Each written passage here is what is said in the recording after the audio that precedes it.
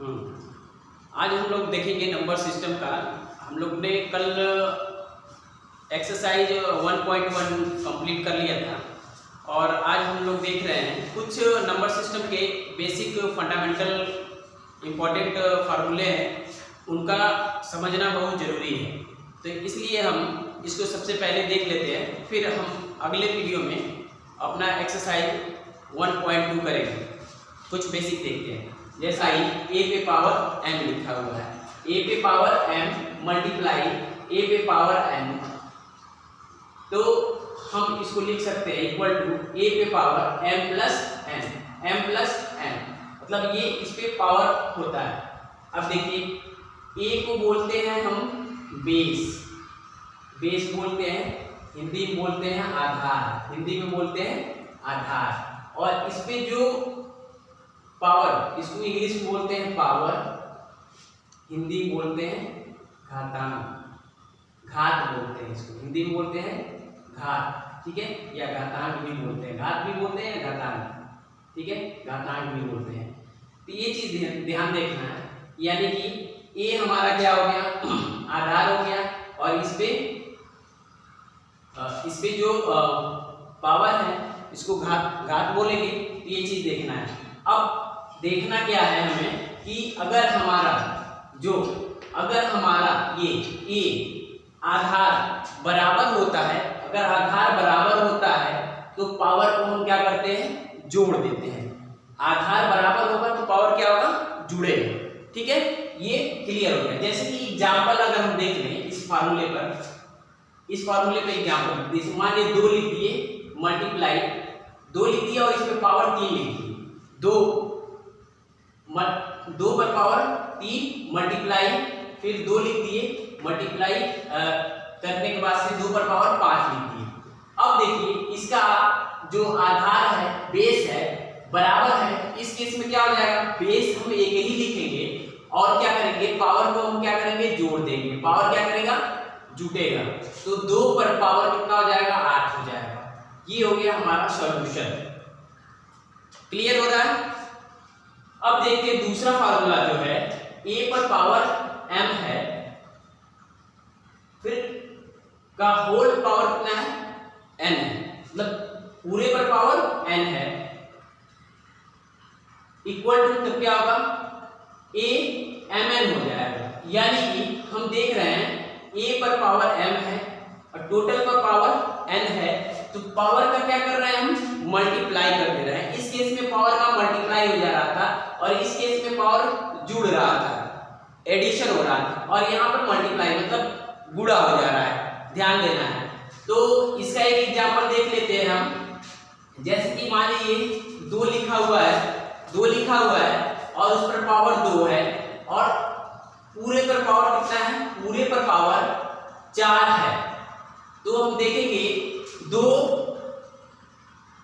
हो जाएगा, बेस को हम लिख देंगे, अब पावर का क्या होगा, मल्टीप्लाई हो जाएगा, यानी कि 2 गुणे 4, यानी कि हो जाएगा 2 पर पावर 4 गुना 8। अब ये मेरा आंसर हो जाएगा, यहाँ पर 2 पर पावर 8 हो जाएगा। समझ में आ रहा होगा, अगर नहीं समझ में आएगा तो फिर बताइएगा।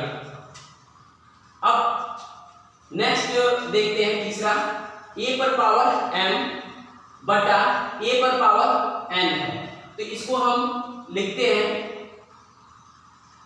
इक्वल टू करके a, दोनों का देखिए, दोनों का बेस क्या है, सेम है, तो हम एक बेस लिख देते हैं और उसको हम पावर का माइनस कर लेते हैं, m माइनस n कर लेते हैं, या इसको ऐसे भी लिख सकते हैं पुराने मेथड से। अगर हम लिखेंगे a पर पावर m और ये हमारा क्या हो जाता है, a पर पावर n है, तो इसको तो सेम ऐसे ही रख देते हैं, a पर पावर m हो जाएगा मल्टीप्लाई, अब इसको हम ऐसे लिख सकते हैं, a पर माइनस हो जाएगा, माइनस n हो जाएगा, a पर पावर माइनस है कि 1 बटा n लिखा हुआ है, n पर पावर a पर पावर n है, 1 अपॉन a पर पावर n है, इक्वल टू a पर power m, same to same ऐसे लिख दिया, मल्टीप्लाई।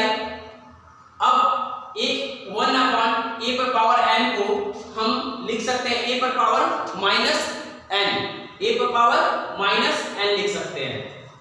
ये चीज हमें ध्यान में रखना है। यानी कि इस तरीके से भी समझ सकते हैं, अगर 1/x है, अगर 1/x है तो इसको हम x पर पावर -1 लिखते हैं। ये भी आप फार्मूला याद रखिएगा, ठीक है। वही वाला फंडा यहाँ पर भी लगा हुआ है। अगर हमने लिखा है a पर पावर n तो इसको हम a पर पावर -n लिख सकते हैं, ठीक है। अब इसको हम पुराने मेथड से, अब देख लीजिए, ये वाला पहला वाला फार्मूला लगा देंगे। पहले वाले फार्मूले में क्या हो जा रहा है, बेस समान है तो हम इसको लिख देंगे, बेस समान है तो एक बेस लिख देंगे और m-1, यानी कि पावर का क्या कर रहे थे, जब बेस समान तो सिंपली जोड़ रहे थे तो समझिए जोड़ेंगे तो कितना आएगा, m-n आएगा, ठीक है। ये हमारा हो जाएगा। देखिए इतना आ भी गया, इसके बराबर आ गया, हमने इस मेथड से लगाया, ठीक है। ऐसे अगर इस पे एग्जांपल देख ले, इस पे एग्जांपल देख लेते हैं हम। अगर मान लीजिए 2 लिखा हुआ है और उस पे पावर 5 लिखा हुआ है, फिर बटा करके 2 लिखा हुआ है और उस पे पावर 3 लिखा हुआ है। इसको सॉल्व करने के लिए हम क्या करेंगे, दोनों सेम है, बेस पावर डिफरेंट है, पावर अलग-अलग है, तो देख लेते हैं। तो ये हो जाएगा 5 - 3, यानी कि हो जाएगा 2 पर पावर 2 पे पावर 2 हो जाएगा। इसको एक और तरीके से लगा सकते हैं, ये देख लीजिए, आप लोग क्लियर हो रहा है ना। अब दूसरा तरीका देख लीजिए, जैसे 2 पे पावर 5 है, 2 पे पावर 5 है तो हम लिख सकते हैं 2 पर पावर 3 मल्टीप्लाई 2 पर पावर 2। फर्स्ट नियम से लिख सकते हैं, इसे जो फर्स्ट नियम हमने बताया उस नियम से हम इस तरह से लिख सकते हैं। तो हो जाएगा हमारा 2 पर पावर 5 की जगह पर यही वाला वैल्यू हम उठा के ये वाला मिटा देते हैं। अब ये वाली वैल्यू जो है, ये दूसरा मेथड बता रहा है। अब 2 पर पावर 5 को हम लिख सकते हैं 2 पर पावर 3 मल्टीप्लाई 2 पर पावर 2 और ये 2 पर पावर 3, ठीक। अब देखिए इससे ये कैंसिल हो जाएगा तो कितना बचता है, 2 पर पावर 2। आप पहले वाले मेथड से भी देखे हैं, उतना ही आंसर आया है, अभी भी उतना ही आंसर आ गया। क्लियर हो रहा है, ठीक है। ये चीज देख लेना है। ये हमारा हो गया तीसरे नियम पर। अब चौथा नियम देखते हैं। जब बेस डिफरेंट हो, मतलब बेस अलग अलग हो, तब हम क्या करते हैं, जब बेस हमारा अलग अलग हो और पावर सेम हो। बेस अलग अलग है, देखिए यहाँ पर a दिया हुआ है, a पर पावर m दिया हुआ है, मल्टीप्लाई b पर पावर m दिया हुआ है, यानी कि इसका बेस a है और इसका बेस b है और पावर क्या है, m इक्वल है। तो हम क्या करते हैं, दोनों का अंदर वाले यानी कि दोनों बेस का मल्टीप्लाई कर देते हैं और पावर को एक ही रखते हैं, एक ही बार लिखेंगे, पावर को एक ही बार लिखेंगे, ठीक है। इस तरीके से इस पे एग्जांपल देख लेते हैं हम। अब एग्जांपल हो गया, अगर मान लीजिए 2 लिखा हुआ है और मल्टीप्लाई 3 लिखा हुआ है, और सॉरी 2 लिखा हुआ है उस पर पावर 3 हो गया, मल्टीप्लाई 3 लिख दिया गया और उस पर पावर 3 हो गया। सेम टू सेम ये देख लीजिए, a पर पावर m था मल्टीप्लाई b पर पावर m था, पावर सेम था, इसमें भी पावर सेम है और बेस क्या है, डिफरेंस है। तो इसका हम मल्टीप्लाई करेंगे, गुणा करेंगे तो क्या होगा, ये अंदर वाला यानी कि बेस का मल्टीप्लाई हो जाएगा और पावर को एक ही बार लिखेंगे। पावर को अंदर वाले को दोनों को मल्टीप्लाई कर दिए और पावर को हम एक ही बार लिख रहे हैं। तो इस तरीके से 2 तिहाई 6 पर पावर कितना हो जाएगा, 3 हो जाएगा। अब ये मेरा आंसर हो जाएगा, 6 पे पावर 3 हो गया, ये मेरा आंसर हो गया। ये वाला मैंने बताया ही है आपको।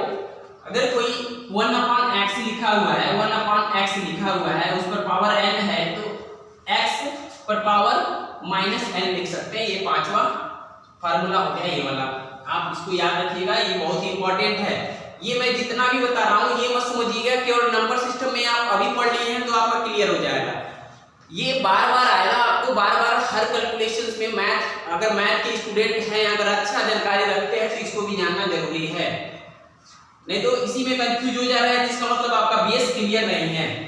आप हमारे चैनल पे आइए, हमेशा मैं आपका बेस क्लियर करूंगा, ठीक है। आपका बेस मजबूत हो जाएगा, आपका बेस मजबूत रहेगा तो आप अच्छे तरीके से मैथ को समझ पाएंगे और अच्छे तरीके से मैथ को लगा पाएंगे। अब देखिए यहाँ पर कुछ नहीं हुआ है, यहाँ पर अगर ये लिखा हुआ है a पर, ये लिखा हुआ है बट्टा बी लिखा हुआ है, यानी कि अपॉन ए अपॉन बी लिखा हुआ है, पावर क्या है माइनस एम है, पावर क्या है माइनस एम है। तो किसी भी चीज पर अगर पावर अगर लिखा हुआ है पावर -1 है, समझिए पावर -1 है, इसको हम 1/x लिख सकते हैं, 1/x लिख सकते हैं, ठीक है। इसका मतलब इतना होता है।